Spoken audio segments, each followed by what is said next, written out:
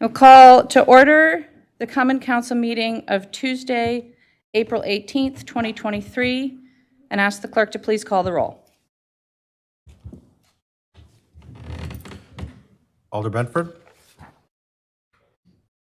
Alder Bennett. Here. Alder Bennett here. Alder Carter. Present. Alder Carter here. Alder Conklin. Present. Alder Conklin here. Alder Curry. Here. Alder Curry here. Alder Evers. Here. Alder Evers here. Alder Figueroa Cole. Here. Alder Figueroa Cole here. Alder Foster. Here. Alder Foster here. Alder Furman. Present. President Furman. President Furman here. Alder Harrington McKinney. Alder McKinney. Alder Heck. Here. Alder Heck here. Alder Madison. Here. Alder Madison here. Alder Miadzi. Alder Miadzi here. Alder Paulson. Here. Alder Paulson here. Alder Fair. Here. Alder Fair here. Alder Tischler. Here. Alder Tischler here. Alder Vetter. Here. Alder Vetter here. Alder Revere. Here. Alder Revere here. Alder Vidavere. Here. Alder Vidavere here. Alder Wahelia. Here. Alder Wahelia here. Madam Mayor, report. Thank you. Our first order of business today is honoring resolutions. And I just want to remind the council and let everyone else know that each alder who is finishing their term on the council has chosen whether or not to receive an honoring resolution, whether or not that honoring resolution will be read this afternoon, and who will speak to the honoring resolution, if anyone. So we have a whole mixture of choices that have been made there, but just want to remind you that this is something that the council agreed to. So I will be calling on the alders that have been chosen to speak, and not any additional alders for each honoring resolution. And then let me just say, while I have the chair, that it has been an honor to work with this council. I want to thank all of the outgoing alders for their service to our community, and we hope that you will not be strangers. You know where to find us, and I really do, again, want to thank you all for your service. Our first item is Legistar 7721, commending and thanking Alder Patrick Heck for his dedicated service to the constituents in District 2 and to the city of Madison. Alder Heck has chosen to not have his resolution read, but Alder Furman will be speaking. I'll start by move adoption. Is there a second? Moved and seconded. Alder Furman. Thank you, Mayor. I asked Patrick if I could speak to his honoring resolution this afternoon. I promised him I'd be short. If you know Patrick Heck, you won't be surprised to hear he wasn't interested in getting recognition for his time on the council today. A few people had to convince him an honoring resolution and brief speeches were an important tradition. Anyone who has ever asked me what it's like to be on the council has probably heard me say there are generally two types of alders: alders who enjoy the title and alders who just want to get things done. Patrick falls into the latter category. As alder, Patrick spent an enormous amount of time working with residents, developers, and staff on making our city a better place. No one showed up more prepared to meetings than Patrick. He had great questions and was excellent at helping identify solutions. Every aldermanic district is different, but District 2, which contains several types of neighborhoods in terms of density and character and business makeup, is definitely one of the more complex districts. With incredibly engaged neighborhood associations and lots of new developments, Patrick's connection with his community was extraordinary. He continued to be involved helping neighbors and former District 2 constituents even after seeing the boundaries of his district dramatically change with redistricting. This job isn't easy. Sure, you could show up to a meeting after quickly looking at an agenda, but that wasn't Patrick. Although it's technically a part-time job, it wasn't uncommon for him to have multiple city meetings every day with different stakeholders. The work can be draining on both an emotional and physical level. Even in situations where we might disagree with the loudest opinions being shared, as alders, we know that there are always human beings who are affected, and that can weigh heavily at times. One way he coped, which I really appreciated very much, was through humor. His dry and sometimes unexpected jokes were a respite from the challenges of many situations, but never distracted him or others from listening, learning, and making the right decisions for the city. Sometimes people point out that alders tend to develop areas of specialties, and people have often said if you had a question about zoning or planning, to talk to Patrick. He can recite the standards of approval by heart. His ability to easily summarize the different viewpoints he hears from the community is remarkable. Ask him to explain the pros and cons of a proposal, and he'll do it with ease. It's true that Patrick understood the zoning and planning process really well, but his skills weren't confined to just planning and zoning. He brought that level of diligence to all aspects of the job. We've had an extraordinary amount of turnover the last year. Onboarding new members is challenging, but even more challenging in the middle of a term. Patrick was the first one to volunteer to help new alders get up to speed on how to read an agenda or how to learn about whatever important issues were in front of the council. That helpfulness has continued, and I know he's been talking to a lot of new alders and helping them prepare for this job. Today is a long day, especially for the new class of alders, so I absolutely understand Patrick's desire to not spend time on honoring resolutions for outgoing alders. Honestly and unfortunately, Patrick's unusually short honoring resolution, my quick speech, and whatever brief remarks Patrick makes in a moment won't do justice or express enough appreciation for the integrity and effort he brought into the job. Thank you for all the great questions. For real, Patrick. The city of Madison is so incredibly lucky to have had you as alder, and I'm grateful for your generosity, leadership, and friendship. Thank you, Alder Furman.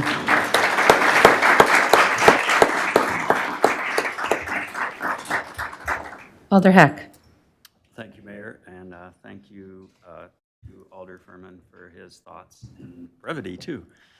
I do have a few words, maybe even more than a few words, uncharacteristically. Alder, move your mic a little closer to you. There you go. I'd like to first say that I can't sufficiently thank city staff across all agencies for their support and hard work over the past 4 years. They made the job of being an alder doable. I can't imagine how difficult it must be for them not only to do their day-to-day jobs while also dealing with a constantly rotating cast of alders. I know that when I was elected in 2019, I had to lean on staff a great deal, and strangely, they seemed mostly happy to accept that burden. I believe that staff supports alders, especially when we first come on board, because they want us to succeed, particularly when dealing with residents, but also in hopes that we will eventually become knowledgeable enough to support them. Some unsolicited advice to new alders. Once you feel like you are on relatively firm ground, I encourage you to return those favors.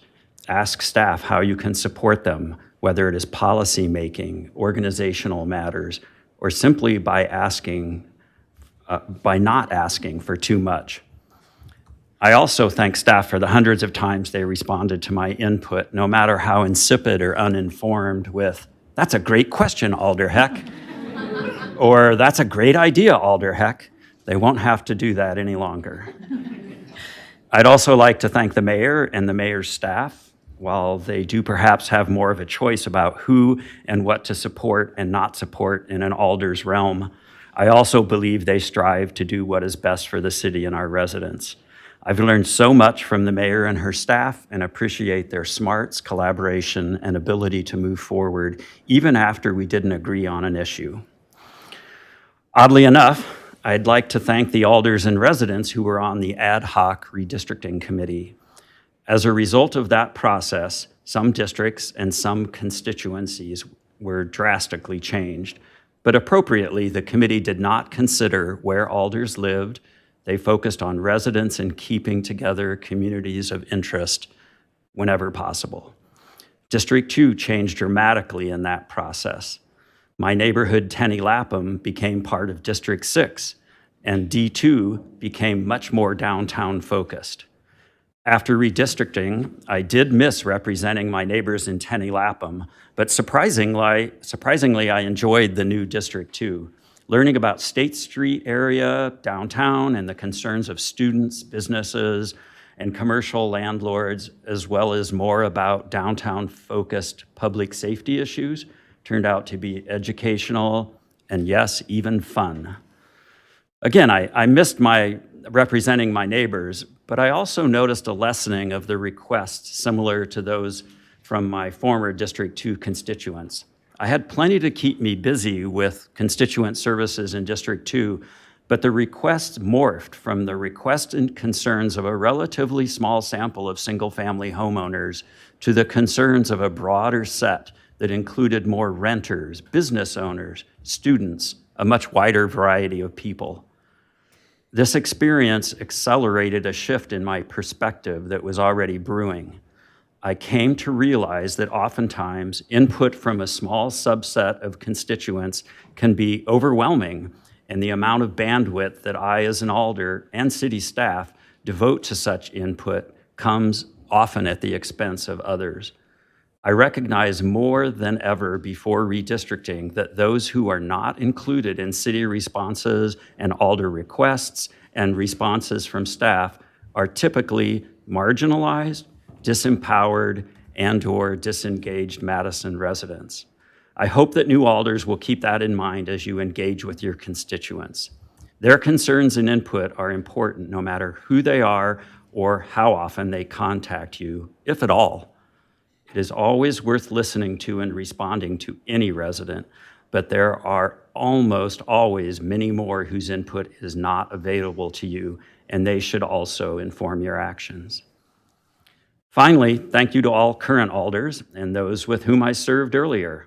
I genuinely appreciate your perspectives and hope our relationships continue. I also hope that you will consider sharing your wisdom with the newest alders and future alders to come. Thanks. Thank you, Alder Heck.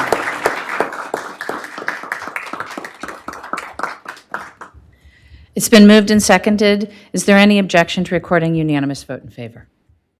Seeing no objection, we'll record a unanimous vote in favor. Item 2 is Legistar 77213, commending and thanking Alder Eric Paulson for his dedicated service to the constituents in District 3 and to the City of Madison. President Furman, a motion? Moved and seconded by President Furman and Vice President Curry. Alder Paulson has chosen to not have his resolution read. Alder Bennett will be speaking.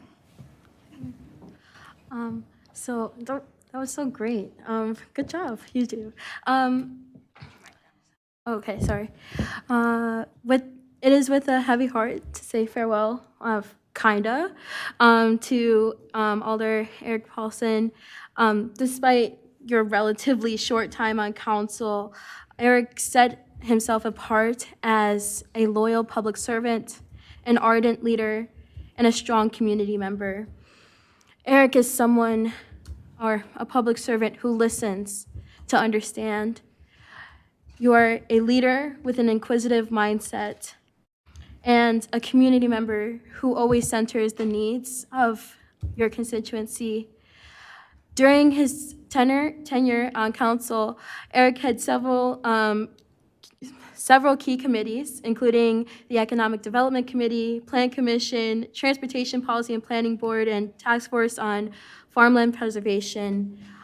And in these committees and on his time on council, Eric has been instrumental in pushing the city forward, such as making the emergency management coordinator full-time and funding new taxi cabs, which is something I don't know if anyone was thinking about.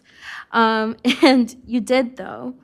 In this, it is shown that Eric always centers the greater Madison community's needs to abolish barriers and access to transportation, to safety, and one of the more pressing contemporary issues, affordable housing. Eric, I love all the comments that you've made and your thoughtful input, especially being a champion of affordable housing, and your support for a variety of ordinance changes and funding for the services that meet this Madison's need. Among all of Eric's roles in advancing the city, one thing that I think Eric should be admired for is your humility. Rather than pursuing attention and accolades for your service, Eric, you put your head down and did the work. You did the work in spite of coming in a year in, and it's hard to believe that we didn't have you on council this whole time. Even now, your humility shows with just saying that you want to just serve the city, however you can and wherever the city needs you. And all of this shows that Eric used his position of privilege as an alder as a platform to uplift the needs of his constituents and the greater city of Madison.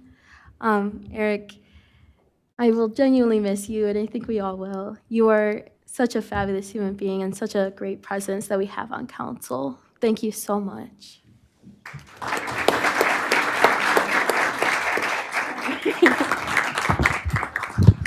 Thank you, Alder Bennett. Alder Paulson? Yeah, so thank you.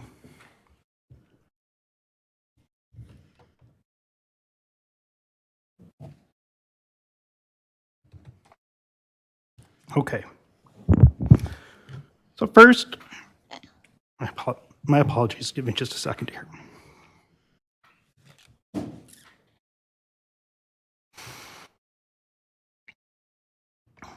So first, thanks to my husband, Ben. I've been promising, but putting off travel for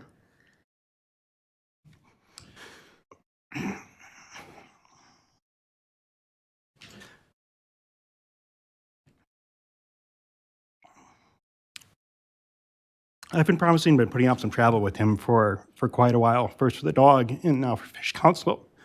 But now we're going.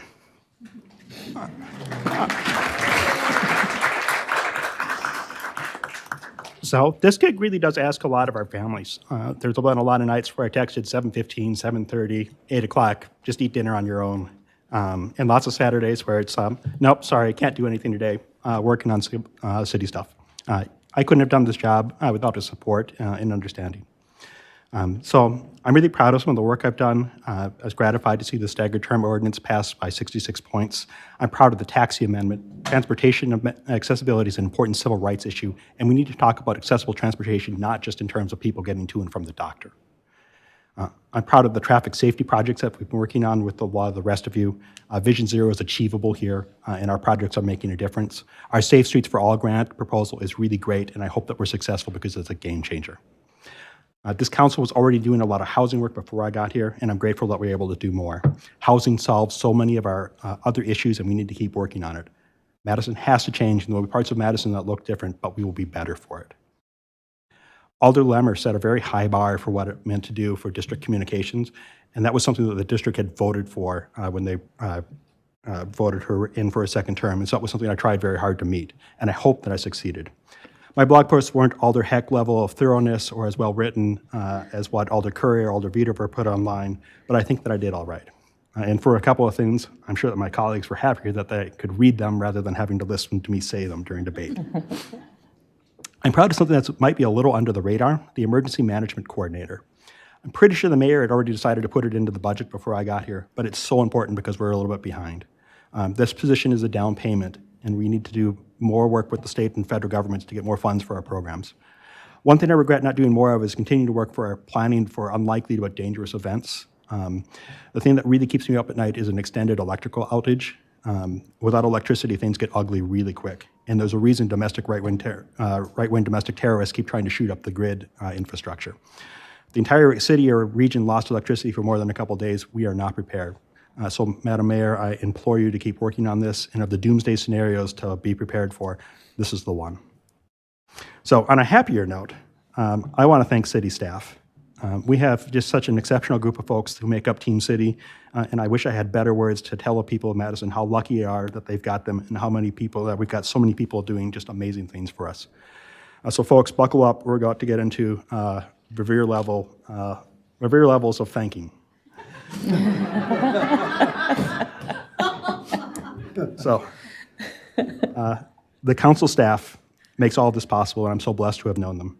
Karen is pulled in 20 different directions, but she still makes each of us feel like we're the most important of the 20. This keeps us organized when we're frantically sending everything's which way and that. And Larissa is great. I'm really excited to see what she can help the next council do with their constituents. In this city, it literally would not work without Debbie. They're not city staff. I want to thank the chairs of the committees that I serve with, Tom Wilson of TPPB, Liddell Zellers of the Plan Commission, Alder Madison and later Wayne Harris on the EDC, and Nan Fay on the Farmland Preservation Task Force. And I want to thank all the members that I served with and everyone who serves on a BCC in Madison. Yang Tao and Tom Moore and the rest of the traffic engineering staff are heroes who do so much great work while facing just a huge backlog. I didn't get to work with everyone in TE, but a special thanks to Keith, Rebecca, Renee, Jerry, and Sean for all their help in answering projects or answering questions. Captain Gary in the Madison Police District, East District, does a wonderful job, and I always knew that I had an open door with him, and he helped me handle some of the hardest constituent interactions that I had to deal with. Lieutenant Kleinfeld has been great to work with, and I can't say enough good things about Officer Alexa Graham, our neighborhood resource officer. She's so great at her job. And thanks to Chief Barnes and the assistant chiefs who were always there to support what was happening in the East District. I want to thank Attorney Haas for all his help in taking my half-baked ideas and steering into something workable, and all the rest of the assistant city attorneys for their help on issues. Tom Lynch in transportation has answered so many questions for me, but not only that, he's been shepherding some gigantic projects through Madison. Some of the things the city has done recently that individually would have been singular accomplishments in a term, but we've done a whole slug of them.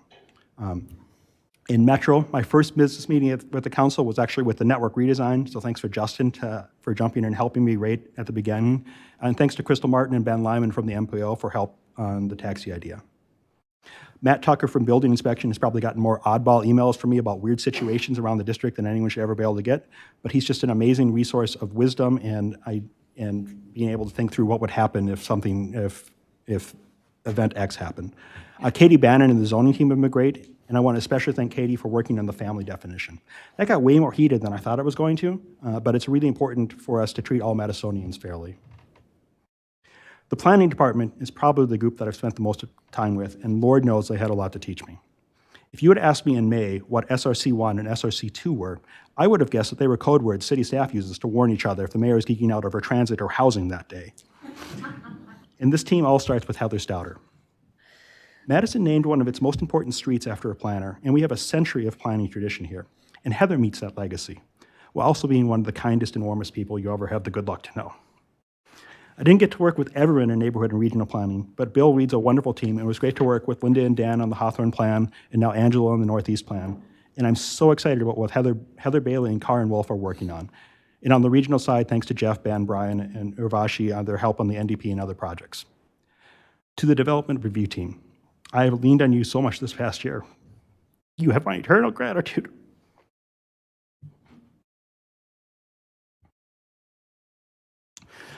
Madison is changing more than it has in maybe 50 years, and in good hands with you. I apologize that I've dragged you into a lot of things that Alder probably should have just handled themselves. But to Kevin, Tim, Lisa, Colin, Jessica, and Chris, thank you. I'm really going to miss working with you. Ha. Thanks to council staff for looking out for us there.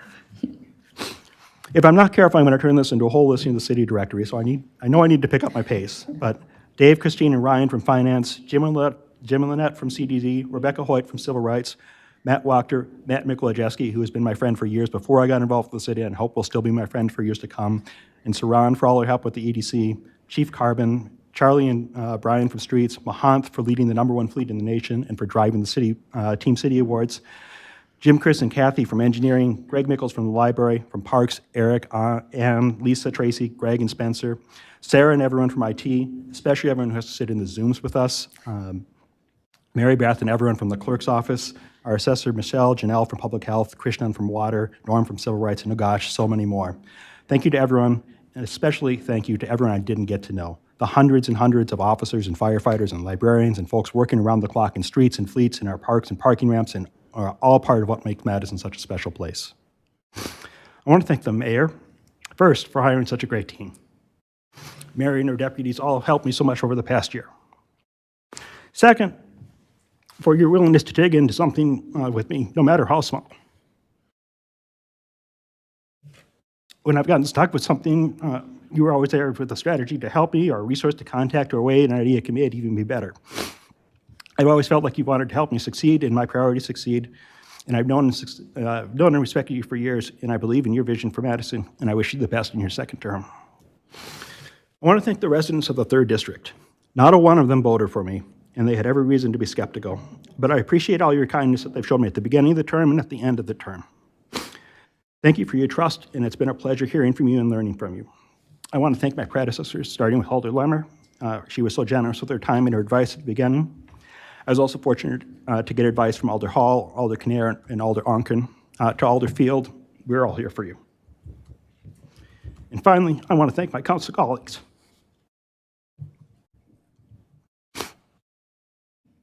I trust that you understand and are probably relieved that I'm not going to go through to talk about each of the 19 of you, but I absolutely could gush on and on about all of you. I'm so happy that I can wrap up and be able to call each of you a friend. And absolutely one of the things I'm going to miss most after today is spending time with you.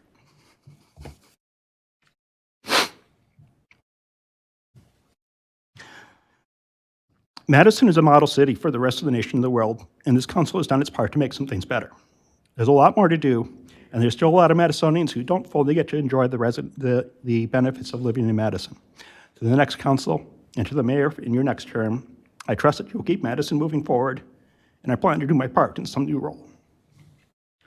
And so with that, I would selfishly urge my colleagues to vote for the resolution.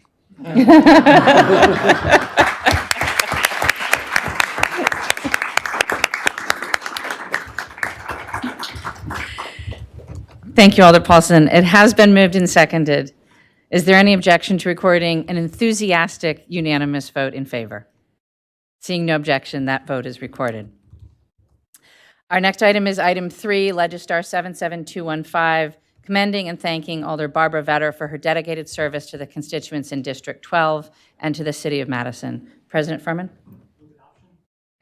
Moved and seconded to adopt. Alder Heck will be reading this resolution. Thank you, Mayor. Whereas Alder Barbara Vetter was appointed to the Madison Common Council on January 17th, 2023, and whereas Alder Vetter authored the Home Healthcare Crisis Resolution, which authorizes the City of Madison to develop a comprehensive response to the crisis in home healthcare in Madison. The resolution was unanimously co-sponsored by all Madison alders and passed by unanimous vote of the Common Council.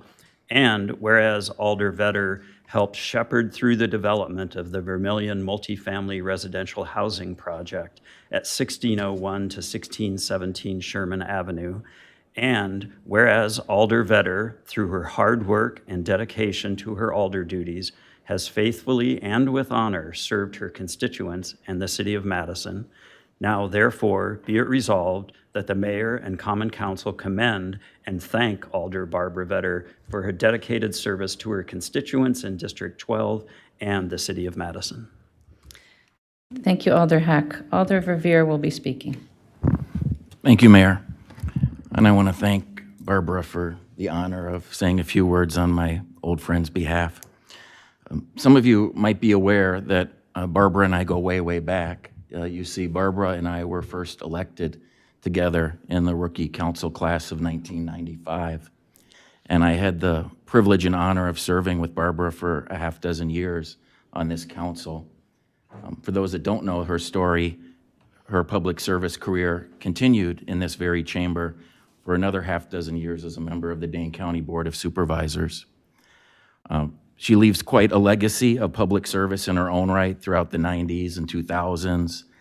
And I cannot say to you, Barbara, how grateful and blessed we were that you came out of your public service retirement to apply for the interim position of 12th District Alder, succeeding former Alder Abbas.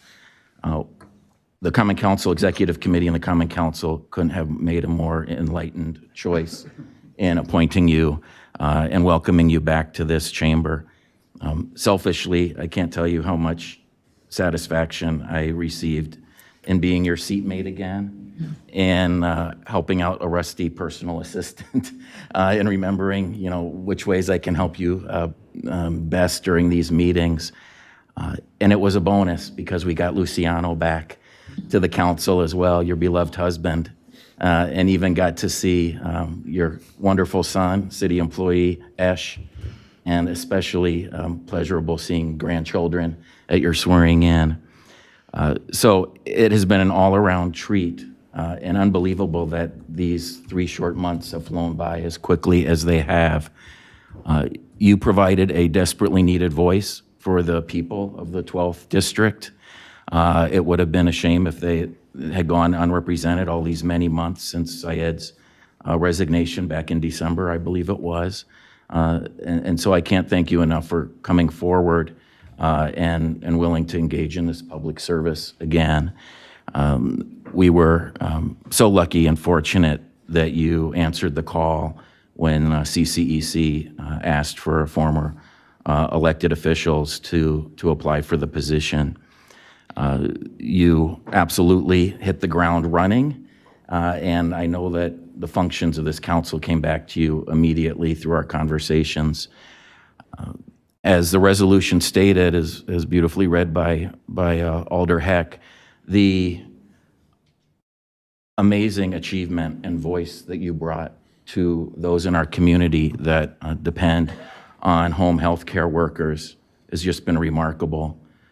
People with disabilities and seniors in our community are so fortunate that you have brought voice to their concerns at the municipal government level. I'm confident that the resolution that you authored, that your colleagues here at the council and city staff and the mayor embraced, is going to pay dividends and yield actual results for members of the community long after your tenure, is physically passed here in City Hall. I know that with your dogged determination, knowing you as well as I do all these decades, that you will see to it that it remains a priority for us policymakers and for our excellent city staff to carry out the directives in that home health care crisis resolution. I remember after the council elected you in January, the Cap Times wrote a beautiful editorial about your distinguished public service and what an informed, educated choice the council made in electing you interim alder. And they predicted, rightfully so, that you would bring voice to those that depend on their lives to have home health care workers assisting them on a daily basis. And you did just that, Barbara, in such, as I say, a remarkable fashion, in literally a matter of weeks. And the results will continue and continue. I think that you leave such a lasting legacy and record of achievement, both in your previous tenure on the council, your current tenure on the council, obviously your previous tenure in county government. I don't want to even mention the obvious that you had to quickly learn about pending development proposals, albeit very controversial ones, particularly on Sherman Avenue and the navigating the intricacies of a landmarks nomination, the landmarks ordinance as it related to that housing proposal. But as I said, you deserve tremendous credit, and we are also grateful and filled with gratitude that you came back out of your retirement to engage in this public service again, albeit for only about 90 days. So I can't thank you enough, Barbara. I'm going to miss you being your seatmate all over again, and I certainly wish you all Godspeed, my friend.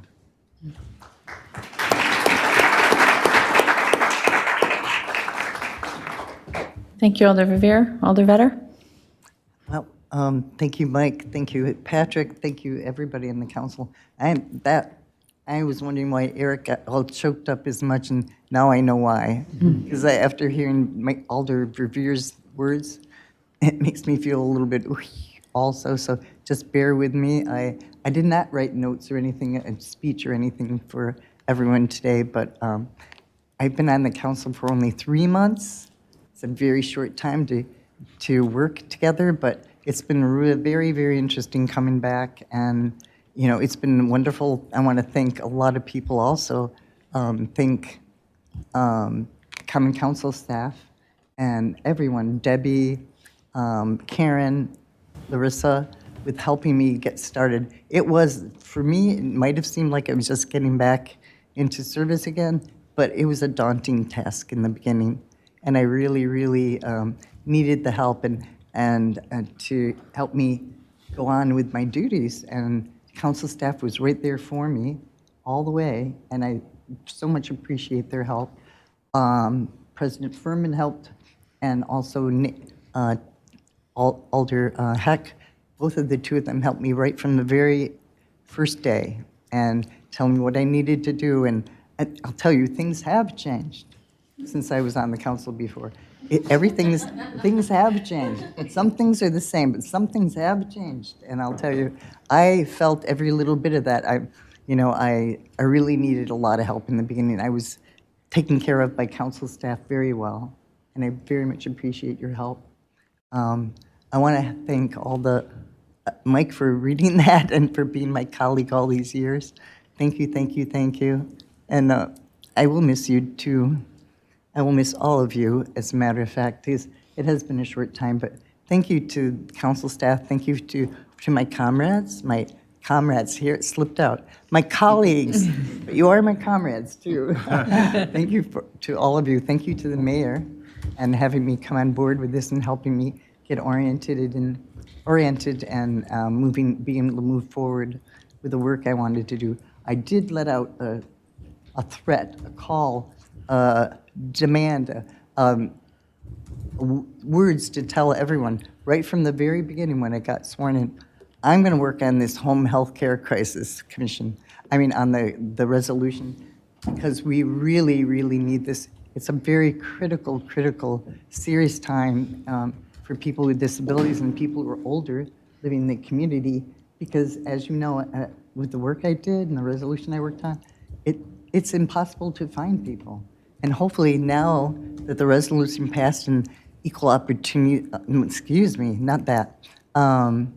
the Civil Rights Department, Disability Rights Commission, they've taken it under their purview. They've got a working group going on, 2 people on the commission that are working on it together with myself for a while.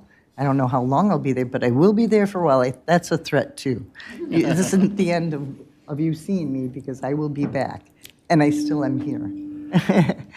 We have a meeting today at 4 o'clock, as a matter of fact, a subgroup for the Disability Rights Commission on that particular resolution, to be able to work on it and implement it. And I hope you're all as enthusiastically behind this as of the night of the vote, and that you'll all help having this resolution come out and be developed and be something that can be worked on and have implementation done for it, so it doesn't just sit on the shelf somewhere. We're actually making something happen. We have to make these changes in Madison for people to receive home health care services in their homes, because otherwise another person will be sent off to a nursing home or assisted facility, and people don't want that for the most part. No one wants that. You want to stay in your homes, be with your family, be working from home, be working out in the community. And as my husband has said over and over, if you can have everything be wheelchair accessible, coming in this room, going into other places, but if you can't get out of bed in the morning, you're not going anywhere. You're stuck there. And that's the way things are for so many people. It's nearly impossible to find anyone. It is impossible to find anyone to help. So that resolution, I hope that you'll all enthusiastically help it come forward, as well as having it be passed on the council.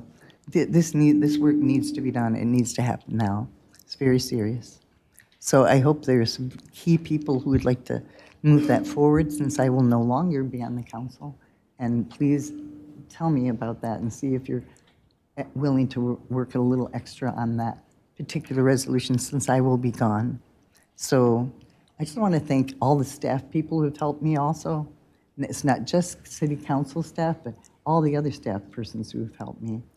And like I said, my colleagues and everybody in the front row here, especially on the side.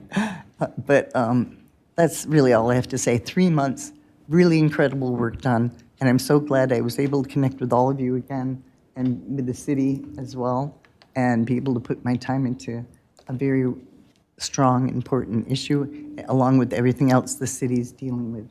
So thank you, thank you, thank you, thank you, thank you, everyone.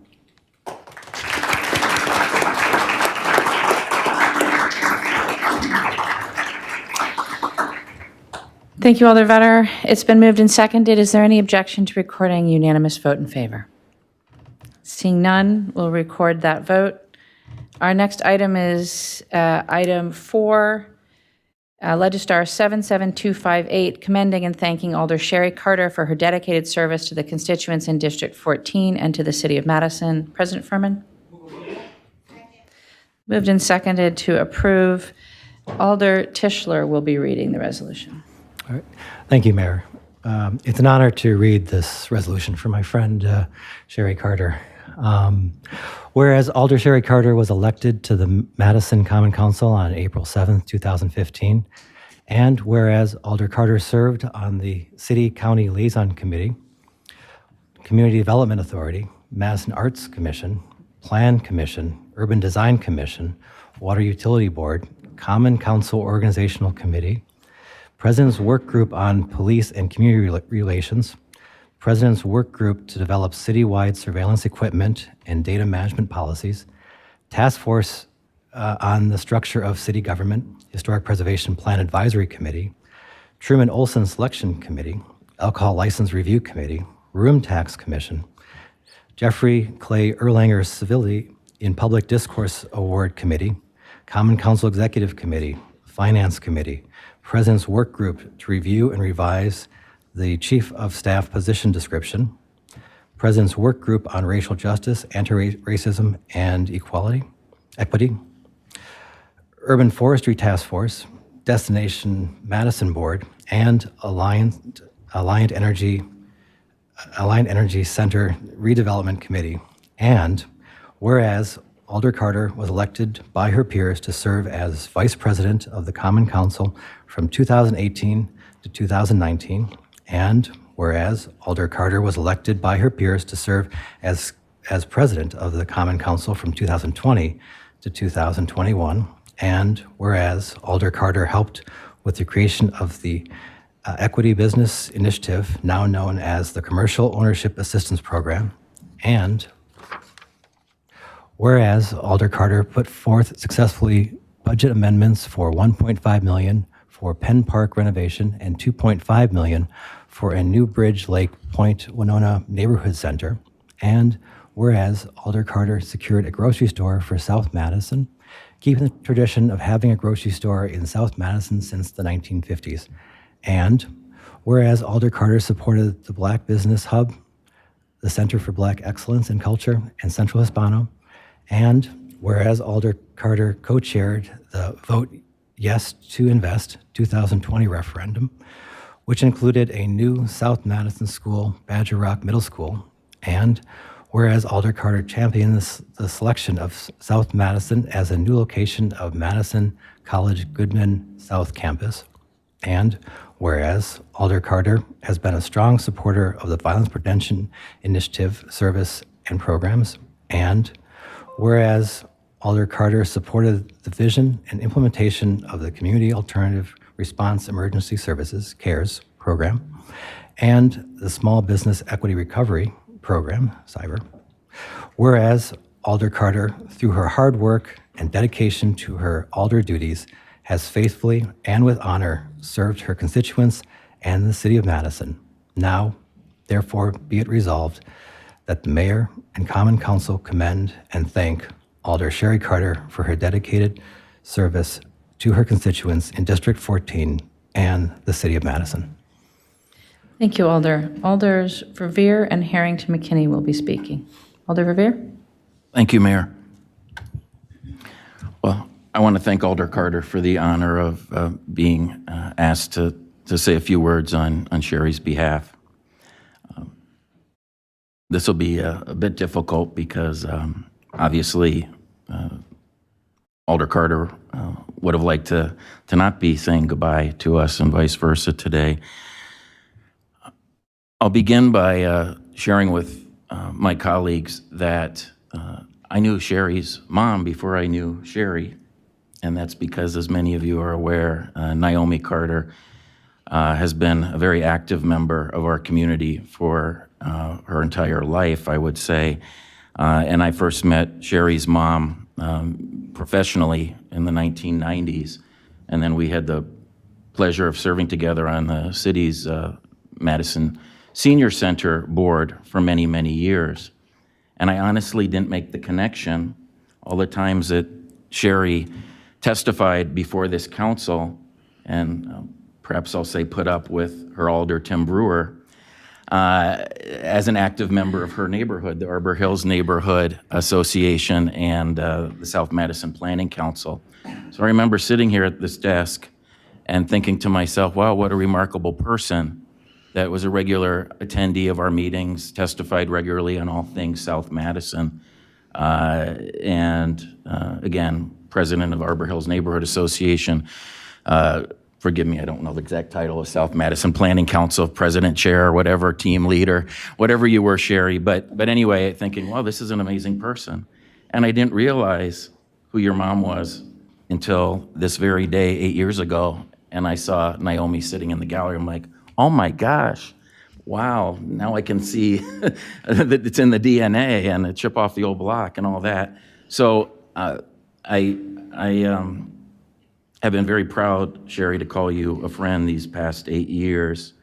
And as Bill was reading this, lovely resolution of all your accomplishments, I thought to myself, boy, our committee service has sure overlapped a lot. Not that I didn't know that, but it really has overlapped a lot. So we have become very well acquainted through our work together on boards, committees, and commissions all these past 8 years. And I have to admit to all of you that Sherry and I have had quite a tradition for many years of debriefing after many of those meetings and chatting on the phone, especially after ALRC meetings during the pandemic and before in person, when we were in person at ALRC meetings, because there's just so much interesting stuff, I'll just say, that goes on at ALRC meetings, as our deputy city clerk is intimately aware of some of the interesting things that come out in our public hearings and so forth. So I'm going to miss those regular conversations, Sherry, very much, especially debriefing after our many meetings together. It's hard to imagine you not be at ALRC meetings, to not be at Room Tax Commission meetings. It was not be at Finance Committee meetings. You certainly have done quite the tour of duty in your 8 years on the Council of Service on BCCs, as we call them, and have become quite a knowledgeable expert on all things in City Hall because of, in part, that service. What I most will remember, though, you by, and again, it's hard to talk in the past tense, is your fierce fight, support for the people of South Madison. And you never use the phrase South Side style, like one of your predecessors like saying regularly. But every day you showed how much you cared so deeply, so passionately, so personally for the people and interests of South Madison. And have worked so successfully, cooperatively and collaboratively with your colleagues, especially the 13th District Alders, certainly TAG for the last many years, and with city staff to bring so many important resources, especially financially, to South Madison, and in particular, the South Park Street corridor. You leave such a legacy of achievement as part of your service here in this chamber, in this building. We also became close, of course, Sherry, because there aren't many members of this small club known as the Past Council President Club. And so it was especially nice to see, although I was happy that you never appointed me to CCEC, because some of you know I try to stay away from CCEC by all means possible. And I thank all of you for your service on that, I think, thankless task of serving on that important committee.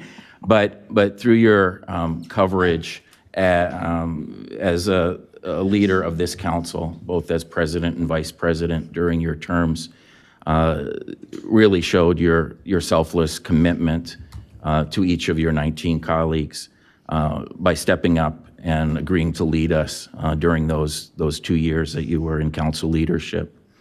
And all that comes with that, including, of course, the weekly meetings with the mayor and council agenda setting and council executive committee agenda setting and so on and so forth, and how hard it is. And again, not many of us realize this.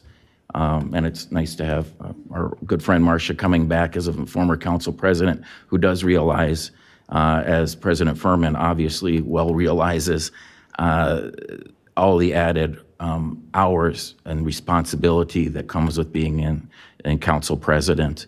And it really is a thankless task. And thank those that are stepping up and seeking the position this next term. So, Sherry, I'm going to miss you for so many reasons. I know that South Madison is much better off because of you than when you started 8 years ago as their representative. I'm certainly going to miss the regular stories and updates about Naomi, your wonderful mom. I'm certainly going to miss the stories about Teddy and Teddy 2. And one of the only silver linings about the pandemic, folks, was seeing Sherry's beautiful dog, Teddy 2, on camera more often than not. I would often text her and say, "Where's Teddy 2?" Especially if you could hear him talking in the background to all of us during meetings. And Sherry would always dutifully lift up Teddy 2 and have him on camera, at least for my edification, my benefit. So you're a remarkable person, Sherry, and I'm going to miss you very much. And I just can't thank you enough for your public service to our community and especially to your constituents that have really benefited from that public service. So I wish you all the best, Sherry, and Godspeed, my friend. Thank you, Alder Verveer.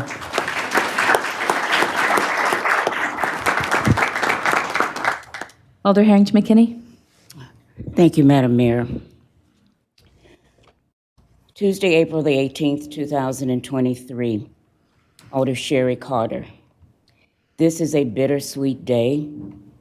We were elected together in 2015. Quite an electrifying night. In the 125-year history of the city of Madison, there had not been an African-American woman, a Black woman, ever elected to the Madison Common Council. It was quite a history-making night. We did interview after interview because it was a big deal. We were honored and respected as the first. I did not really know you then. I knew of you as a mover and a shaker in South Madison. You were well connected, but we never shared coffee, a meal, or had a glass of wine. I am feeling very nostalgic because now I know you, and because we have done all three. We've shared coffee, a meal, and many glasses of wine. I so respect you, your contributions, your commitment to the city, and especially South Madison. All are well documented. We have modeled order, and you have modeled order and civility, and most importantly, respect and integrity with a dash of humor. You are first class. Your institutional knowledge and mentorship will be missed. Losing sucks, but lessons were learned here, demonstrating how to turn loss into empowering experiences. You so graciously accepted the loss when the polls simply did not go your way. We have faced some challenging times in this chamber. This must be different. Your parting words of wisdom: always recognize the diversity of the residents and the uniqueness of each neighborhood. Even in such a contentious campaign, the loss was tempered with grace and with respect. You are not finished yet. This is just your preparation to do even greater things. I tip my glass to you, Sherry Carter.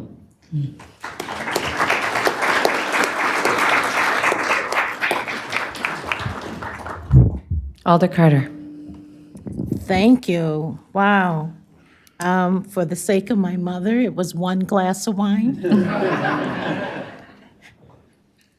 I want to thank my constituents, many of them I know by name, that I represented you in the manner that you deserve and expected, that I came in to change the perception that South Madison was Hell's Half Acre. And now it is South Madison. I want to also thank the many people who voted for me in the last election. I appreciate your support. I'm not done, and I'll see you soon.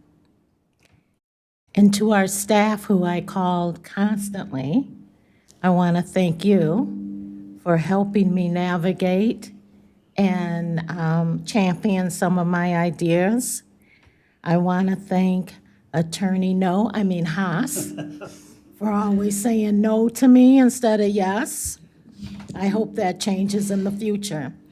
And I also want to appreciate Alder Tag Evers because he inherited the Truman Olson project from Alder Sarah Estridge.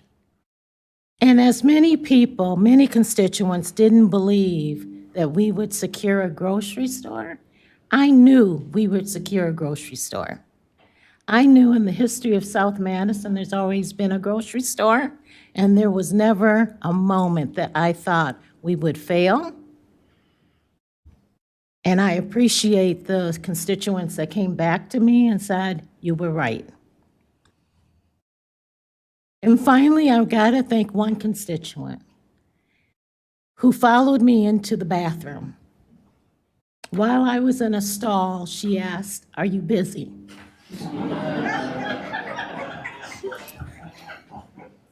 How do you answer that? I said to her that I would talk to her in a minute, and she said, "I don't have time," and went into her situation. Then I couldn't leave the stall because I really didn't want to see who it was. So there I was. When she got done, she said, "Thank you for listening to me." And I was like, okay. I received the kindest thank you note from this constituent who said, "You graciously heard from me and my concerns. I don't know what you were doing in the stall."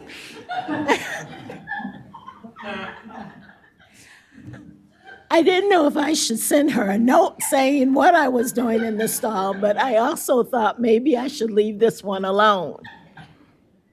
But I want to thank her, and she knows who she is, for that kind note. Awkward, but kind note.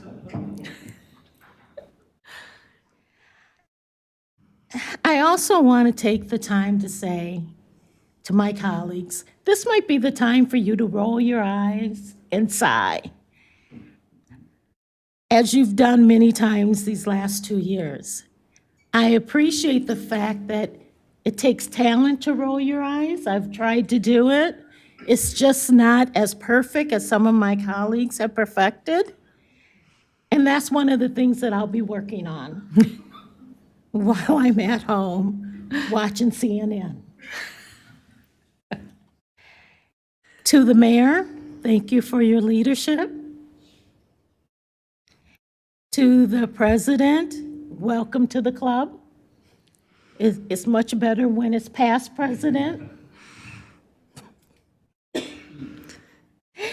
And to Mike, who I've known for a long time via my mother. It reminded me of when I used to have to introduce myself as Naomi Carter's daughter in order for anyone to go, "Oh, okay," versus, "Yeah, okay, fine." So I'll have to go back to that. I will miss all of you. Some of you, maybe not. But I will tell you that sitting in this sacred chamber doesn't mean that you come here with your own agenda. You represent your district, You represent the neighborhoods first. You represent the city second. And there are so many things that our neighborhoods still need. To the residents of South Madison, I've known what you've gone through over the years. I can tell you that I'm overjoyed that you're finally in the city of Madison. I'm overjoyed that you finally can get community engagement. I'm overjoyed that this is a new day for you. Have patience. Everything will work out, and we are listening. Thank you.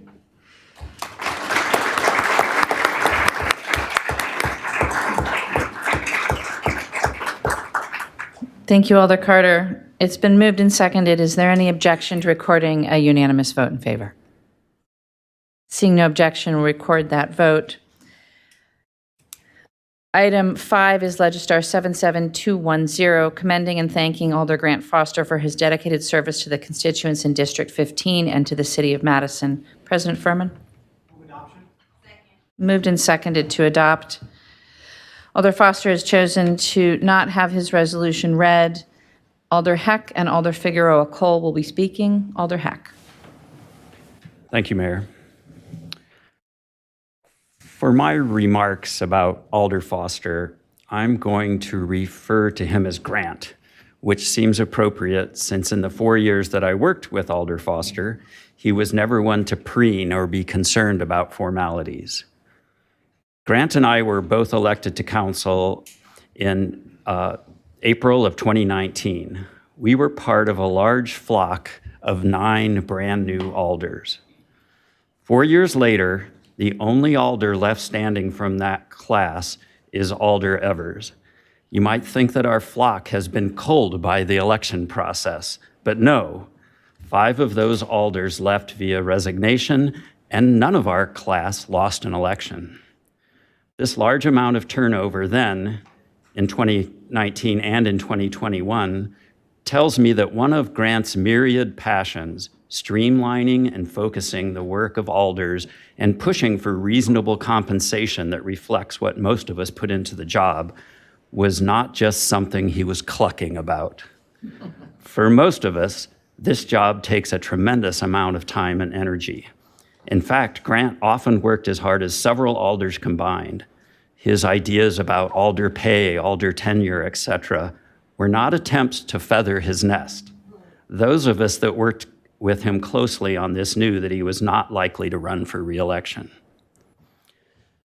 Viewed from across the chicken run, it is easy to assume that Grant's focus in the past 4 years has been transportation, and specifically alternate modes of transportation: bikes, bikes, bikes, Metro Transit and our bus system, and making Madison a walkable city.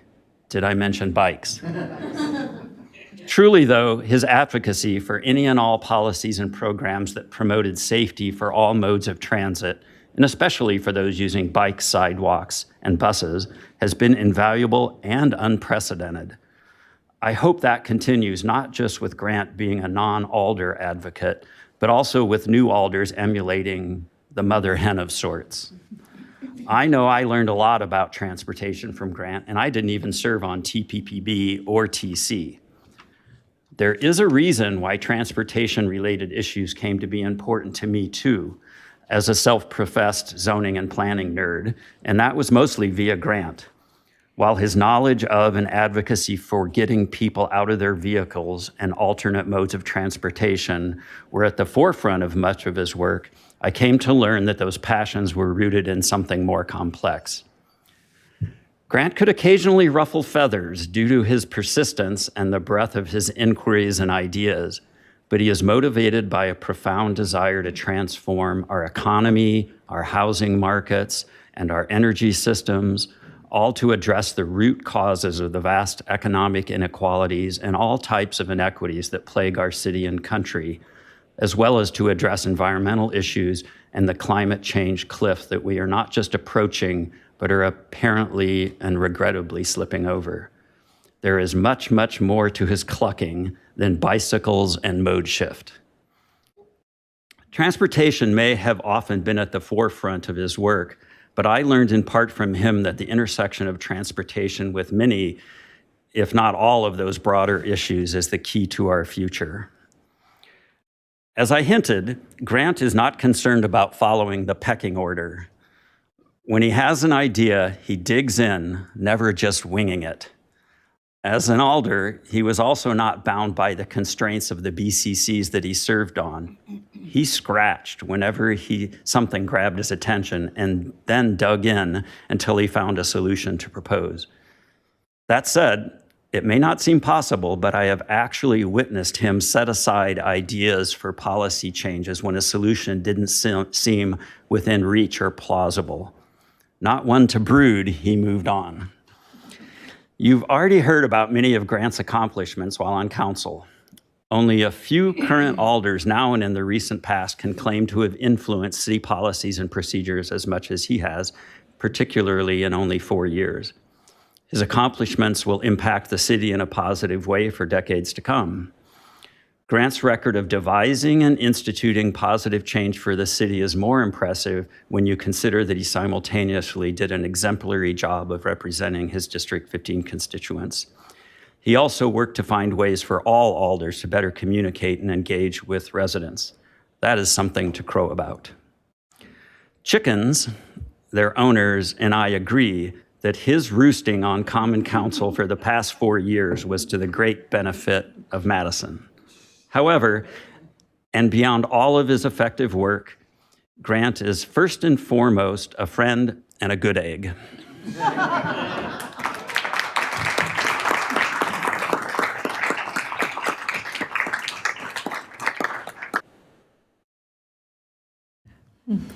Alder Figueroa Cole. Well, okay. The mic is on, right? Yeah, it is on. Okay, so some of these things may be repetitive, but sorry, we should coordinate the speech, I'm sorry. So here it goes. When Alder Foster asked me to speak on his behalf, I genuinely felt honored to have been asked.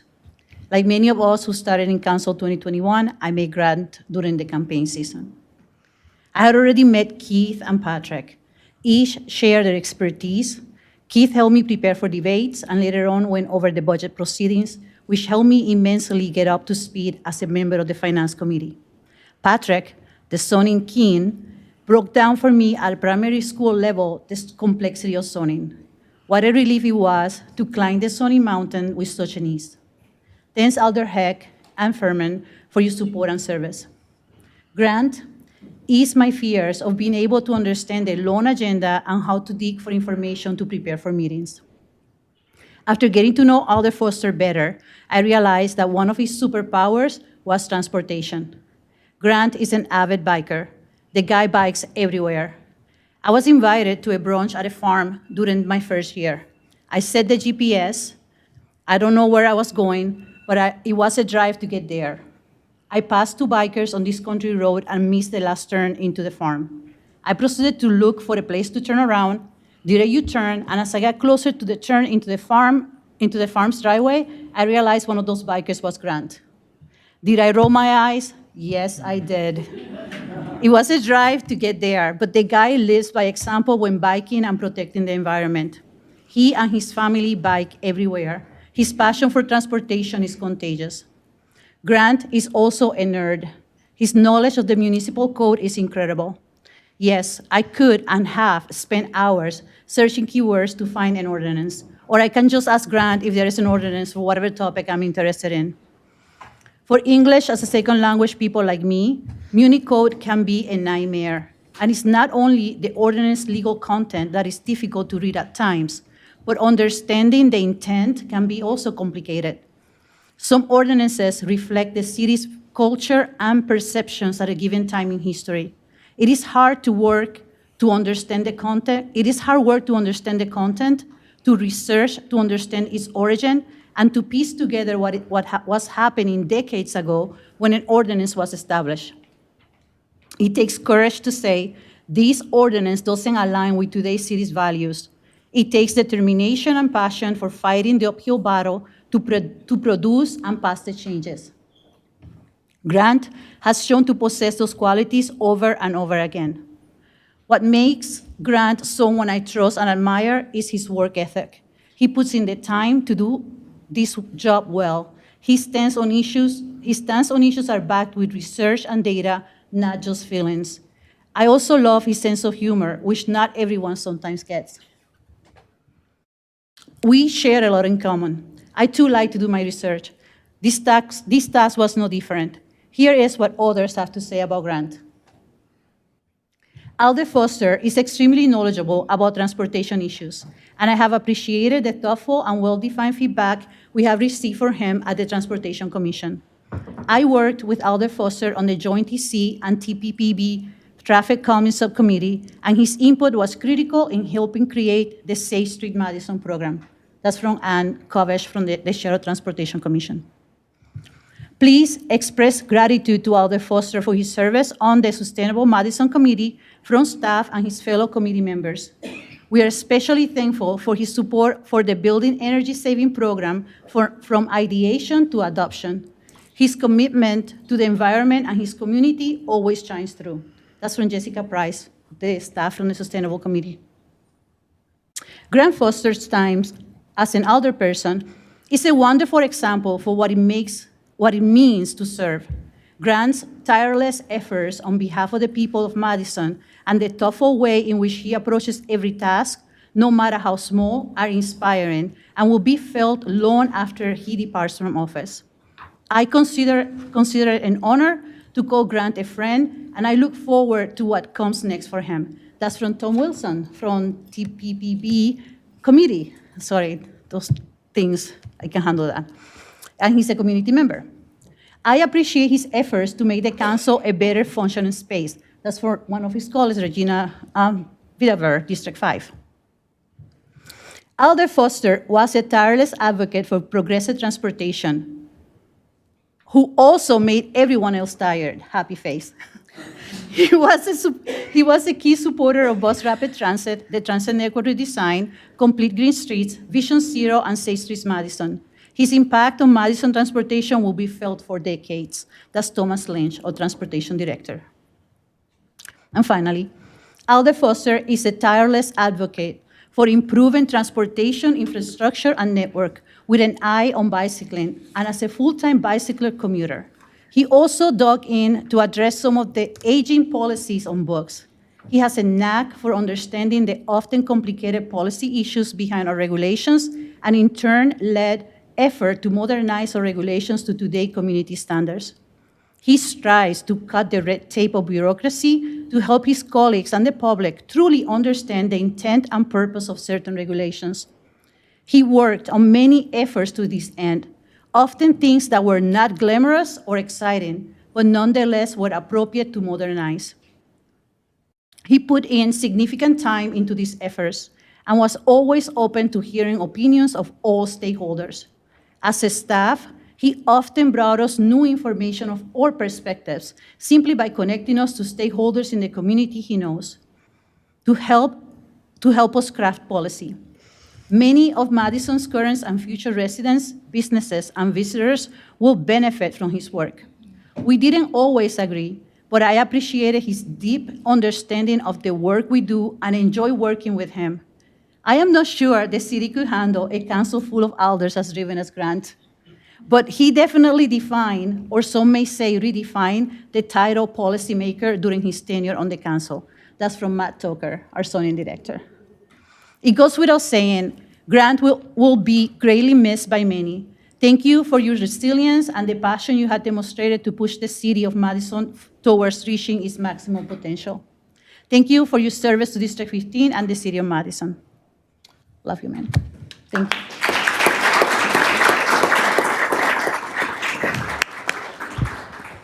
Alder Foster. Well, thank you very much, Patrick and Jeanette. Thanks all the rest of my colleagues here on the floor and those that I've worked with previously that aren't here. Also to my colleagues on boards, committees, and commissions that I've served on. I don't think there's anyone that's ever voted with me on every issue, And that's not our job. But I feel really confident in the great decisions that have happened over the last 4 years as represented by those majority votes, and really continue to have a lot of trust in this institution in reflecting the values of our community. So appreciate everyone doing their best at that, and I feel like we really did great work over the last 4 years. Mayor, that includes you, in the Common Council colleagues. You've done a great job as mayor, provide really excellent leadership, and appreciate your support and the work that I've done here as well. Many here have spoken to the really high caliber of city staff that we have, and I want to really echo those remarks.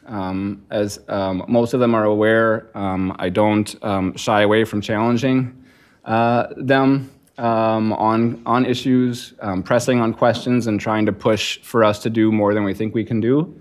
And for the most part, they tolerated that. But I have really, really high respect and admiration for them. We've got really outstanding civil servants here, really qualified and competent and caring people. And I really think that together, those elected officials, appointed officials, and city staff really represent an amazing local government. I think sometimes it's hard to see that. There's bureaucracy, there's fighting, there's errors, but we've got really altogether an incredible local government, and I really want the community to understand that and to believe that and to trust that and to participate in it. I really challenge people in the community to really think about participating and supporting the work that's happening with their local government, at least as much as they're criticizing or complaining about it. I think it's really, really critical, and I think it's something that really makes Madison special. So really hope that folks continue to think highly of City of Madison because we're doing really outstanding work. I think I'm going to keep my comments very, very brief today, but I guess in terms of words of advice for future alders and the next generation, do work hard. You'll be exhausted. You'll feel like you're working hard no matter what, but you're in a really incredible position. There's a lot that needs to get done. So do put that work in. Do trust and respect staff, but also don't defer to them in terms of policy making. That really is the role of the Common Council, and staff will be able to present you with a lot of really good information. They'll be able to share their professional opinions on things. But at the end of the day, the decisions that happen need to happen by this body. So just really take that responsibility seriously.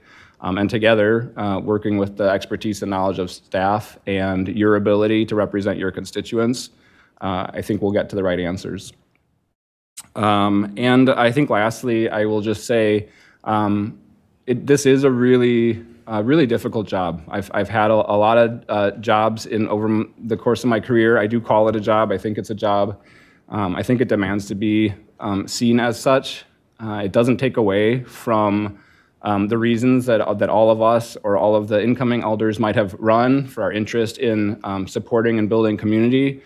But it's very difficult, it's very challenging, and I encourage the new council to continue the work that was laid out by our Task Force on Government Structure. Take a whack at alder pay raise again, because honestly, it needs to happen. And I really do believe in the institution of the Common Council, and I really hope that you all continue to build in additional supports for the work that you're tasked with. So thank you all. It's been a great 4 years. Thank you.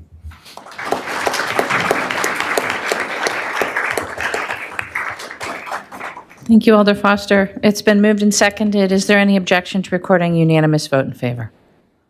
Seeing no objection, we'll record that vote. Item 6 is Legistar 77216, commending and thanking Alder Keith Furman for his dedicated service to the constituents in District 19 and to the City of Madison. Vice President Curry? Just a motion first.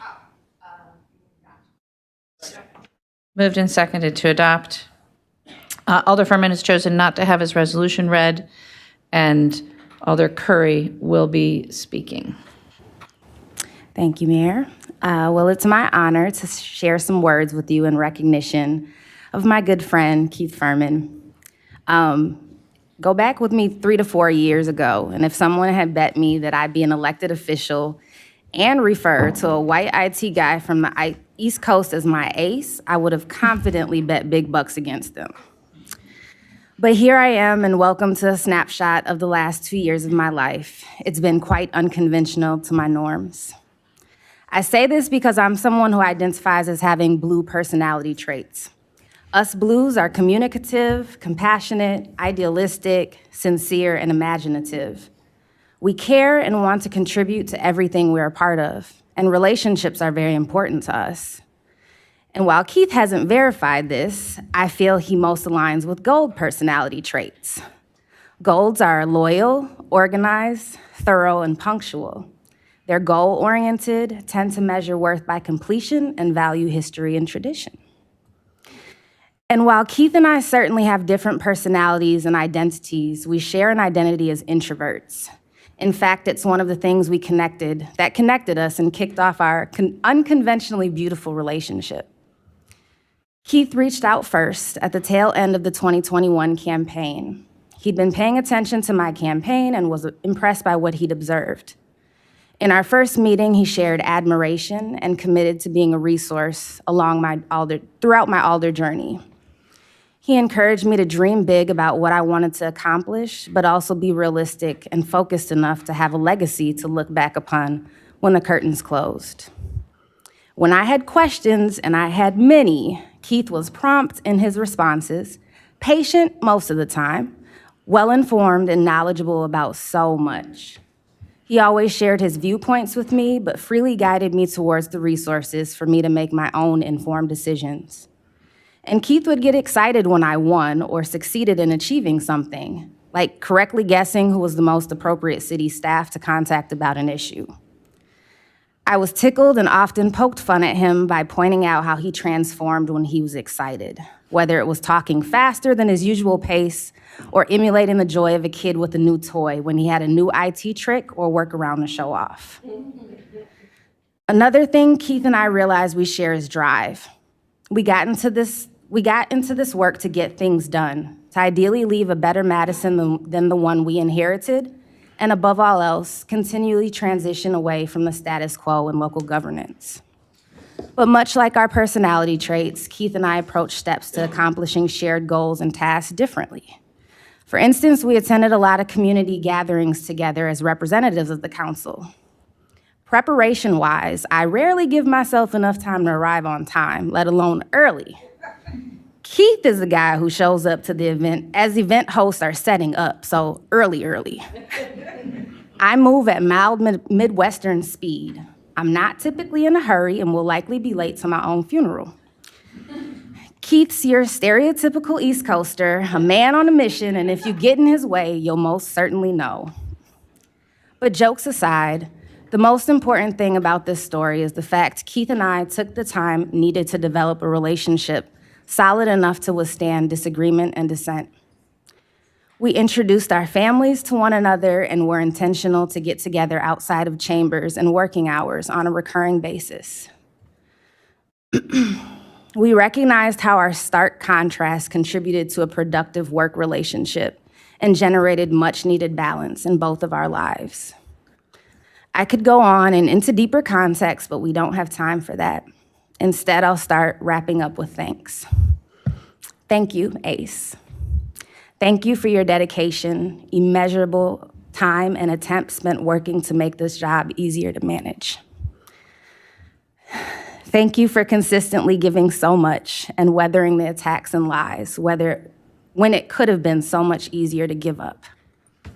Thank you for being a dependable and helpful presence in my life, and thank you for letting me into yours, not just as a colleague, but as an accountability partner.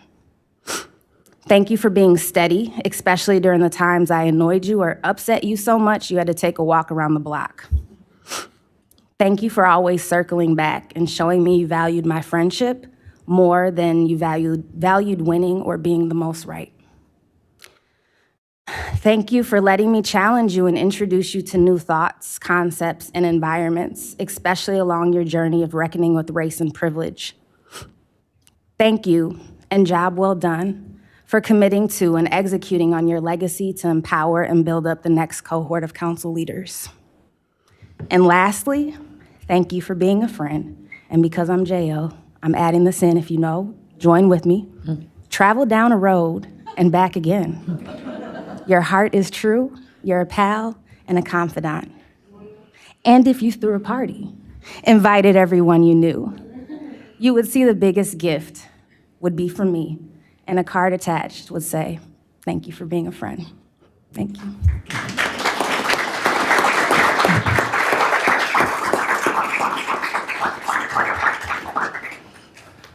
Alder Furman.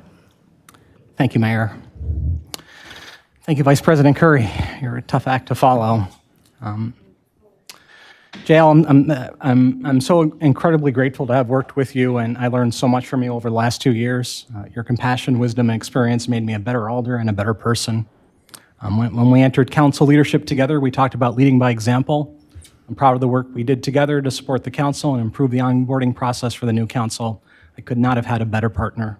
Thank you. In my speech about Alder Heck, I talked about his lack of desire to have an honoring resolution this afternoon. I very much shared that desire. I do appreciate recognition, but this was never why I did this job. I relented and agreed to have an honoring resolution, but don't want to spend my time talking about my accomplishments. My resolution does a decent job of documenting what I'm most proud of. You can read that online. I thought about what I found most valuable in comments from previous outgoing alders, and it was always the advice for new alders. You've heard other colleagues do the same this afternoon. When my predecessor left, comments from him and his colleagues at his last meeting left a lasting impact on me. So if you'll humor me for a few minutes, I'd like to share some advice from my 4.5 years on the council. Running for council was never an easy decision for me. I'm an introvert, and being an elected official takes me out of my comfort zone. I've appreciated the ability to help Madison continue its journey to being a better and more equitable city for all of our residents. In November 2020, after a challenging term, I made what was for me a difficult decision to run for a second and final term. I recognized that I still had things I wanted to accomplish, but more importantly, after a little bit more than 2 years, I was starting to get the hang of the job. I saw experienced alders leaving and hoped my experience could help others. The most important things I learned are the following. Embrace the unknown. It's your job to make the best decision you can, which are not always the most popular decisions. Embrace the unknown. It's difficult for most people to admit they don't know something, especially after winning an election, but the City of Madison is a huge and complicated organization. This is still only a part-time job, but the scope of it is enormous and ever-changing. With a $380 million plus budget and thousands of employees, even after 4.5 years doing this, there's so much I still don't know. That's okay. It's impossible to know everything, and the good news is you don't have to. You have at least 2 phenomenal resources to help you. First, Team City is amazing. I worked in a lot of companies and organizations prior to becoming alder, and it didn't take long after becoming alder for me to see how lucky we are to have the staff members we do. There are higher paying jobs in the private sector with less stress and fewer budget constraints, but city staff show up every day to solve challenging problems because they truly love this city. I'm so grateful to have worked with so many smart, thoughtful, and dedicated people. They are experts in their fields. I'm a very direct person, and I don't shy away from asking hard questions. I never once regretted asking staff members to help me understand things I didn't or engage with me when I thought we should be doing things differently. For those staff members listening, thank you so very much for your service. I could not have done this job without you. Alders, while you may not always agree with staff, respect their professional expertise and the care and hard work they do. They're always willing to debate and adapt solutions to make this city better. They are your allies in fielding all of the things you cannot know. Second, your colleagues. This job is unique in its demands, challenges, and privileges. You have 19 other people that are sharing that experience with you. Take time to get to know them. I cannot tell you how much I have learned from my colleagues. We come into this job with our own individual experiences, but this council is a body of remarkable diversity. Individually, there is much we don't know, but by taking the time to get to know your colleagues, and being able to engage with them throughout your time, I promise you will know so much more when you leave than when you started. Engagement is one of the most important roles of this job. The city has many ways to engage, but I encourage you to find additional different and creative ways to connect with residents. I enjoyed monthly open office hours at the local library, coffee shops, Zoom, and even my local farmer's market. Giving residents an easy way to stop by and chat was very rewarding. The goal of engagement shouldn't be to take a poll on who wants what policy outcome. The goal is to understand people's questions, comments, and concerns. You'll learn a lot from that. I can and often should influence changes to legislation or projects, but you won't be able to mitigate everyone's concerns. It's impossible. Recognize that a majority of the voices you'll hear from via email or even at public information meetings don't represent the entire district or city. The loudest voices aren't always the majority, and the best solution isn't always the most popular solution. You have to consider how decisions will impact those that are not able to show up for public comment or send emails, who are too busy trying to keep food on the table or make their lives work despite adversity. You have to consider unintended consequences in the wider context of interconnected community priorities. This is your job, and it isn't easy, but the hardest part is learning to hear both the loudest and the quietest voice. I'll say it again, the best solution isn't always the most popular solution. Gather as much information as you can from both residents and experts, and take your decision-making responsibility seriously. Figure out how to care for yourself when that makes you unpopular. It'll be more fulfilling in the end. I'll end with a call of action to continue discussions on changing and improving this job. This is an incredibly diverse body, and we're extraordinarily lucky to have it, but the toll the job takes is inequitable. You will not be able to fix the systematic problems that mean that some people have to work 2 or 3 times as hard to be seen and recognized and listened to, though you can do your part. But you can consider whether the structures of the role make those entrenched injustices harder or easier to navigate. I spend on average 30 hours a week doing Alder work. Others spend more, others spend less. The finance department estimates Alders each spend about 20 hours a week. Alder compensation at that hourly estimate is a little less than $14 an hour. The decisions made by this body are highly consequential to our community, and they want people of all ages, races, genders, religions, and social economic backgrounds to be able to do this work in a sustainable way. We have to change the way this job is structured. Please continue to talk about and work together to find ways to make this job that more people can and want to do. Everyone will be better for it. I couldn't end without expressing my deep appreciation for council staff. Karen, I've appreciated our partnership while you've onboarded into an incredibly difficult position as the council chief of staff. My bluntness wasn't always easy, but your ability to adapt and lead the council office is greatly appreciated. Liz, your organizational skills made the complicated council agenda process so much smoother. I won't ever admit it again, but I'll miss working with you on the puzzle that is the agenda approval. Debbie, words can't express how much I've appreciated you. A wise former alder told me, get to know Debbie, she keeps the system running. Debbie, you're amazing and your help was invaluable. I'm so glad I got to know you. Larissa, thank you for taking on the task of improving our engagement process. It's not easy work, but I think you're off to a great start. I wish my successor, Alder Kristen Slack, our re-elected mayor, and this entire council the best of luck. Thank you, Madison, for the privilege of serving.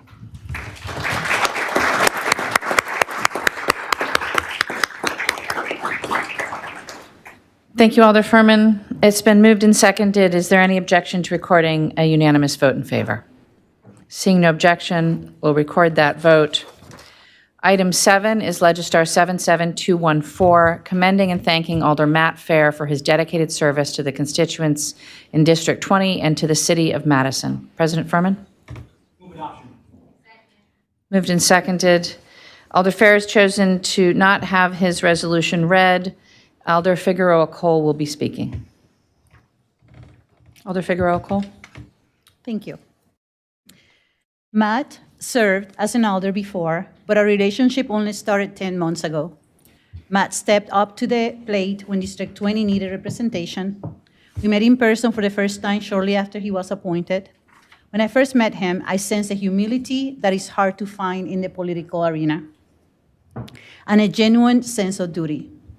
He wanted to know what motivated me to run and share his experiences as a prior alder.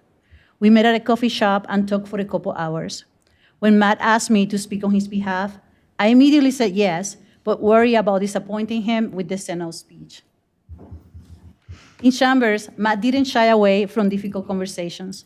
When our votes did not align, there were no hard feelings because our trust has been built on the principle that we are here to advocate for others, not for self-preservation or self-interests. We share a vision of a safe Madison where violence prevention is essential for the well-being of our youth and for generations to come. Campaigns tend to bring the worst in people, but Matt focused on his campaigns on the issues. His canvas efforts motivated me to get out in the cold to emulate him. We checked on each other and kept each other motivated and centered on Madison's residents. Running a campaign and serving as an elder takes a toll on your social and family life. Matt has taught me to prioritize time with family regardless of how intense work gets at times. Thanks, Matt, for reminding us the importance of having a two-way support system, a system where your family's sacrifices are recognized, valued, and prioritized, not just with words, but with actions, like taking time off to reconnect in meaningful ways, even in the middle of a brutal campaign. To know how special Matt is, we only need to give the floor to those closest to him. His three precious children, Sophia, Owen, and Garrett. Sorry. So this is Matt's daughter, 16-year-old Sophia. She's a junior in high school, and she wrote, "Dear Dad, on your last day as an elder, I want to congratulate you on all the hard work you have done for our city over the past 12 years. For the majority of my life, I know you as an elder, which has largely shaped the way I view public service and local government. You taught me how government on a local level is many ways the most important for creating direct change in our community. You also told me that anyone is capable of taking action, big or small, if they have the courage to speak up and make a difference. Although the outcome of this election is not what you have envisioned, there's still plenty to be proud of. Your continuous hard work and countless hours spent on this campaign have truly proved your dedication to the city of Madison. Having a balance, being an educator, a parent, a coach, and a friend, all on top of running a political campaign, is not a simple task that anyone could have accomplished. I hope you understand how admirable that is and how incredibly lucky my brothers and I are to have you as our dad. Despite all your hard work, you also taught me the importance of time off. So I hope you use this new open window of opportunity to pursue other things you enjoy. It is an honor to be your daughter. Love, Sophia." I'm not done yet, just a minute. But she was the best, though. From Garrett, your 11-year-old sixth grader. "Hi, Dad. I'm very proud of you putting in all the work and dedication into being an alderman for the past 9 years or something like that. I remember how many boring meetings I had to go to because I was too little to stay home. All of the time spent knocking on doors and your computer showed how dedicated you were and how great you were for the city. To be honest, I'm kind of glad that you're not an alderman. So now we can play catch or go to the park to hit some balls, but you've done a great job. From your favorite child, Garrett." From Owen, your 15-year-old freshman. "Dear Dad, your service on the Common Council has meant so much to me. For one, it gave me an example of what it means to be a leader and a strong member of my community. Also, I admire your hard work during your campaign and how you never complain about all the work. Your dedication to making your community better for everyone really left a positive impression on me, and I'm grateful for it. I'm proud. Love, Owen." In a short 10 months, I have the pleasure to know Matt and to share difficult moments in council, but also funny moments. As a Puerto Rican, I speak with my hands and facial expressions. eye rolling is part of the package. I will miss those moments when Matt catches me in the middle of an eye roll and his response is to roll his eyes, followed by a head nod and gentle shoulder, which I in turn take as yes, I'm with you, but relax, just let it go.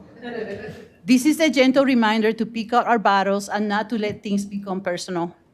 To Matt's wife, Connie, thank you for sharing Matt with us and allowing us to hear the voices of your wonderful children. Matt, I cannot wait to see what is in store for you and your family. Thank you for your dedicated service to District 20 and Madison. Thank you.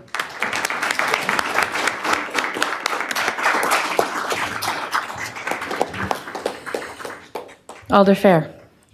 Jeanette, jeez.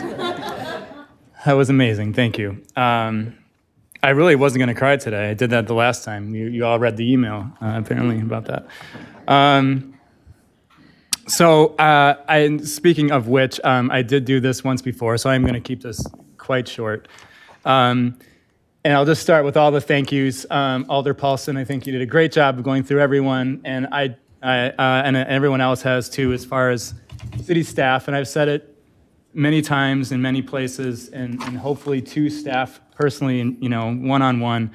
Working with you has been a pleasure.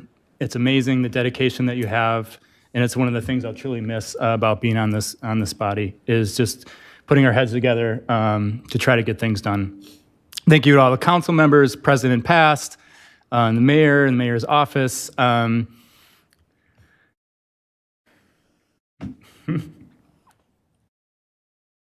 Your fault. And Connie and the kids, amazing. So I do have just a few thoughts that I wanted to share in the tradition of sort of maybe trying to pass on a little bit of wisdom to those that are remaining on the council and those coming are the new folks. I was with a friend this weekend who came to town, lives in Chicago, and we had a great weekend. We saw a national act at one of our amazing venues here in the city. We biked all over the place on our great bike trails in the city and outside of the city. And at one point, we talked about a whole bunch of things all the few days. This is an old high school friend. And at one point, he just sort of mentioned how, he kind of summarized how, we can go to an amazing show, we can go on these bike paths, and he said something like, and everything is so easy, and it's just, Madison is such a wonderful city, and he's kind of down on Chicago right now, and I'm not trying to throw shade on Chicago, but it made me think about, in some ways, what a perfect city we have, or a really, really good city we have, and of course, all the ways in which we need to get better. But it also just made me think that this is a place that people want to live, right? This is a place that has, and yet is changing so much, so fast. I thought it was changing so fast in 2011, 13, 15, but over the last couple of years, I think we've all felt it, right? And so I guess what I'm trying to say is I hope we're thinking as a city and you as a new council, how do we keep that momentum going so that it works for everybody? And so that we can keep this sweet spot we're in going as long as possible, because we really are in a sweet spot, and improve it for all of our citizens and all of our residents, I should say. So that, those include all the things that we all know about, right? The housing and transportation, how are we being progressive in those issues? A couple of things that I care about most. Violence prevention. So how do we remain a city? We are a safe city. But I think if you talk to residents, I think there's this feeling out there that we're at a bit of we're on the cusp. Like we could go one way or the other as we grow and as we just face more complexities. So let's continue to be out front, right? And continue to work on violence in a comprehensive way so that we're supporting our police department with community programs. And we're working on building our violence prevention program through public health, which has done such a fabulous job and it's going to continue to do that. And you need to work with them, you need to push them when they need to be pushed, but you need to support them mainly because they're doing great work, and we need to make sure that we are making a safe city for our residents going forward and for our kids, most importantly. Which brings me to the other big topic I just want to talk about quickly. So you know how people ask you when you're campaigning, like, what are the issues? What are people talking about? And I think the one that I heard the most is not something that we really have a lot of jurisdiction over as a city, and that's our schools. I think that's where I heard the most concern in all kinds of different ways. And so I would ask that we, as this new council, think, and the mayor's office and staff think about how are we doing, what can we be doing to support our schools and our kids? We are obviously not in the classrooms, and we shouldn't be micromanaging our teachers or the principals or the kids in the rooms, but there's a lot of things, there's a lot of ways that we can partner with the school district so that our kids are ready, so that our kids are supported in and outside of school, of course, and so that our kids are safe and nourished and healthy as they go to school, because that is where I think the community is most worried, to be super honest, about the future. And of course, it's a cliche, but the kids are the future. And so whatever we can be doing to think about that, how do we work in partnership with the school district and the rest of the community to make our kids as successful as possible? I hope we can think about that. It's been said, the other thing I want to talk about is council as an institution, but I think there's been a lot of great words said about that already.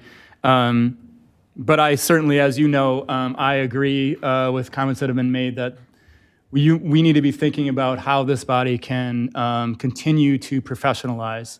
It is a very difficult job. It does have a lot of demands. Don't be afraid to think about outside the box. Don't be afraid to think about compensation. Even if someone might run against you and say that you're doing it to raise your pay, because you're not. You're doing it because you're thinking about this body as a whole. And I know you will be doing that in good faith. And then alders, I was going to mention this, but it's been said, so rely on each other. Rely on each other, rely on staff, that's been said, but relying on each other. I think it's really, really important to get to know each other outside of council, to trust each other, to create those bonds and those levels of trust. It doesn't mean that you'll end up being friends with them. It doesn't mean that you'll vote with them all the time. There will be different groups of people who bond with each other more, because that's just human nature. But it'll make your job easier. You won't have to dot all your I's and cross all your T's on every single issue, because it's impossible, first of all, but you'll be able to rely on a colleague. Oh, they've got that. And if I know they've got that, then I can probably come around, or I you know what I mean? So just rely on your colleagues and get to know them outside of council. And I would just encourage you on a little pet peeve of mine, come be here as much as you can if you feel comfortable. Be in the building, be in the chamber. BCCs, this is just, again, my little thing. I know people don't always agree with me, but meet in person. I just think it means something. I think it matters. I think we've lost maybe a little bit of human-to-human connection over the last few years as a society, not just the city of Madison. So this is good, seeing each other. This morning, the brunch was great, getting to know staff in a different way, having conversations about family and things like that, those things matter. So I would just encourage that kind of thing. So I think that's all I have for you. So thanks so much. Thanks to everybody. I didn't thank you all enough. Alder Furman, thank you so much for your leadership. Alder Curry, and everybody else. I'll just stop there. So thank you very much. Thank you.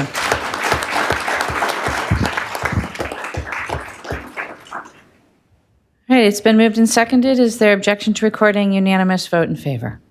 Should we take a roll call? Thank you, Alder Carter. Seeing no objection, we'll record a unanimous vote. And I want to just take a moment to talk us through the next several steps on our agenda. We are about to adjourn this council sine die. Then we will have the swearing in. That's what's formally on your agenda. But if people are willing, we would like to insert photos into that. So after we adjourn, if we can have the current council come up, and we'll take a last photo with the current council, and then we'll have the new council come up and take the first photo with the new council, and then we'll proceed to the swearing in. All right? Alder Conklin, are you bringing in? Can we just have like a 5-minute recess before we get everyone together, like bathroom break? Yes, absolutely. As soon as we adjourn, we'll stand informal. We can take can we do the photos first? I don't think I can. No, okay, we'll take 5 minutes and then we'll do the photos. President Furman.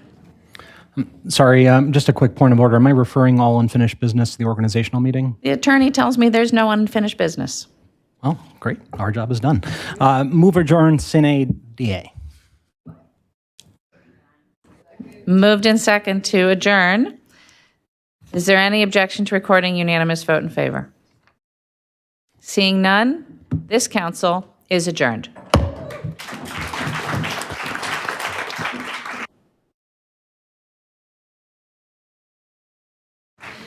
Okay, 3 minutes.